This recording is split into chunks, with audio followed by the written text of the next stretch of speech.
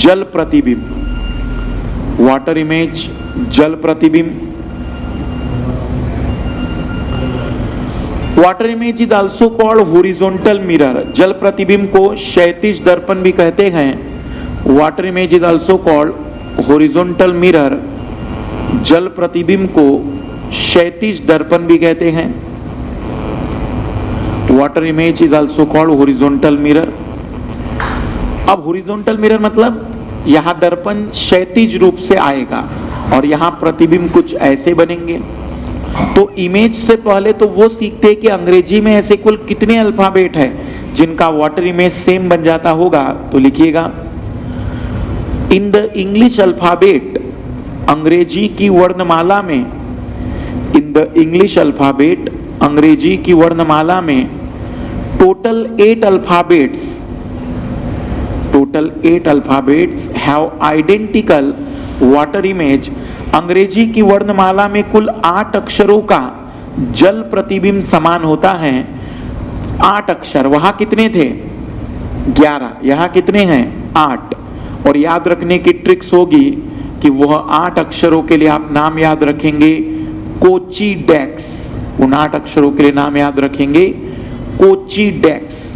क्या आप मुझे बता सकते हैं कि वहां पर वर्टिकल सिमेट्री थी इसलिए सेम बन रहे थे, यहां क्या होता होगा?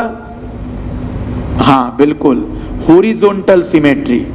हॉरिजॉन्टल सिमेट्री, अगर इन्हें काटा जाए हॉरिजॉन्टली तो बनने वाले दोनों टुकड़े एक दूसरे का वाटर इमेज बन जाते हैं, इसलिए इन अक्षरों का वाटर इमेज समान बनता है। कोचिडेक्स वो 8 अक्षर है जिनका वाटर इमेज समान बनता है। कुछ गंदी किताबों ने बी का वाटर इमेज सेम बनाया होगा, वो गलत है, क्योंकि बी में नीचे की टोन बड़ी होती है, सिमेट्री नहीं है, और अगर सिमेट्री नहीं है तो इमेज सेम नहीं माना जाता है। जो प्रॉब्लम बी की है वही प्रॉब्लम 8 की भी है। 8 में भी नीचे की टोन बड़ी होती है, इसलिए 8 का भी वाटर इमेज सेम नहीं होगा। तो अल्फाबेट में 8 अल्फाबेट ऐसे हैं और नंबरों में केवल 0 ही एकलौता ऐसा नंबर है जिसका वाटर इमेज सेम बनता है। अगर हम एक और बात यहां पर समझना चाहे तो क्या ऐसा कोई अल्फाबेट आपको दिख रहा है जो वहां भी था और यहां भी है, वो मिरर में भी था और वाटर में भी है? तो आप देख सकते हैं कि ऐसे 4 अल्फाबेट है HIOX। इसे भी आप ट्रिक्स के रूप में याद रखना, high ox, HIOX, high ox. ऐसे 4 अल्फाबेट है अंग्रेजी में। बहुत ही बढ़िया सवाल बन सकता है ये, जिसमें वाटर इमेज और मिरर इमेज दोनों सेम होते हैं। वो इसलिए होते हैं क्योंकि यहां वर्टिकल और हॉरिजॉन्टल दोनों सिमेट्री हैं। तो पहला प्रश्न था mirror image 11 alphabet, water image 8 alphabet, दोनों 4। नंबरों में 2 नंबर जिनका mirror image same, water image में केवल एक ही नंबर, और दोनों जिनके वाटर इमेज और मिरर इमेज सेम है वो नंबरों में केवल 1 होता है। तो ये आंकड़े भी याद रखने हैं। तो ये आपको कंसेप्चुअली सवाल के रूप में पूछा जा सकता है। अब जो सवाल आपसे पूछे जाते हैं एग्जैक्टली एग्जामों में वो होते हैं कि कोई नाम या डायग्राम आपको दे दिया जाएगा और एग्जामिनर पूछेगा कि उसका वाटर इमेज और मिरर इमेज क्या होगा। तो वाटर इमेज के लिए वह कुछ इस तरीके से मिरर आपके सामने रखेगा, क्योंकि वो हॉरिजॉन्टल की बात कर रहा है, वाटर हॉरिजॉन्टल होता है, या वो मिरर रख देगा। फिर वो आपसे पूछेगा कि इन शब्दों के वाटर इमेज क्या होंगे। तो कोई भी आ जाए, पर शब्द पर जरा गौर करिएगा। पुराने वाली बातें अगर याद हो तो उस पर भी ध्यान देना कि मिरर इमेज में क्या था।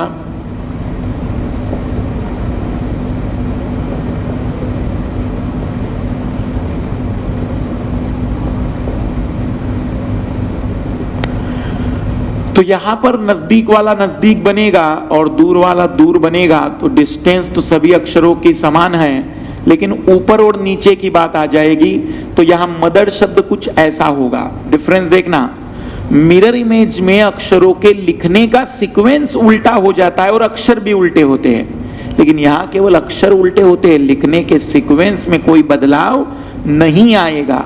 फादर का मिरर वाटर इमेज अगर हम देखेंगे तो ये कुछ इस तरीके से बनना चाहिए। फ्रेंड का वाटर इमेज अगर हम देखेंगे तो वह कुछ इस तरीके से बनना चाहिए।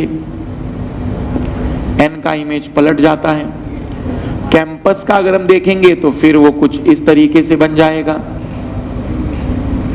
तो कहीं पर भी अगर हम बात करें तो वाटर इमेज में बस इतनी सी बात याद रखनी है कि लिखने का सीक्वेंस नहीं पलटता है, बाकी सारी बातें सेम रहेगी। तो मिरर इमेज में जहां लिखने का सीक्वेंस पलट जाता है, वाटर इमेज में केवल अल्फाबेट पलटेंगे, सीक्वेंस पर कोई प्रभाव नहीं पड़ता। बाकी अगर कोई डायग्राम आ जाए तो वही कंसेप्ट, जो नजदीक होगा वो नजदीक बनेगा और जो दूर होगा जो दूर बनेगा। किससे? मिरर से। मिरर से तो जो नजदीक होगा वह नजदीक बनेगा। तो इस बार ये डायग्राम कुछ इस तरीके का हो जाएगा।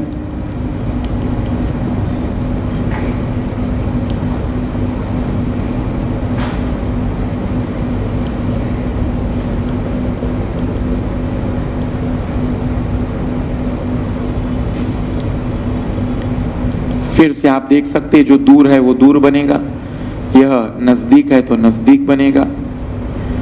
फिर से यहाँ क्लॉकवाइज पैटर्न ये एंटी क्लॉकवाइज हो जाता है। बहुत सिंपल सी बात तुम्हें ये जरूर याद रखनी है कि मिरर इमेज और वाटर इमेज में बड़ा डिफरेंस ये है कि मिरर इमेज में मिरर वर्टिकल होता है, वाटर इमेज में मिरर हॉरिजॉन्टल होता है। फिर वो डायग्राम हो या कोई अल्फाबेट, आप इजीली किसी का भी वाटर इमेज बना सकते हैं। थ्योरी और इन बातों को याद रखना, और इस चैप्टर को ज्यादा रिवाइज मत करिएगा। एक बार अगर आपने कवर किया तो कभी भी उत्तर सही जाएंगे। बस मेरे 2-3 बातें जो कंसेप्चुअली मैंने आपको बताई है उसे याद रखना है। तो कहीं पर भी कोई प्रॉब्लम आए तो इसके लिए सवाल अब आप सॉल्व करेंगे। ज्यादा सवाल की प्रैक्टिस मत करिएगा, 5-10 सवाल हल कर लिए बहुत है, कभी उत्तर इसमें गलत नहीं होते। तो ये होता है वाटर इमेज।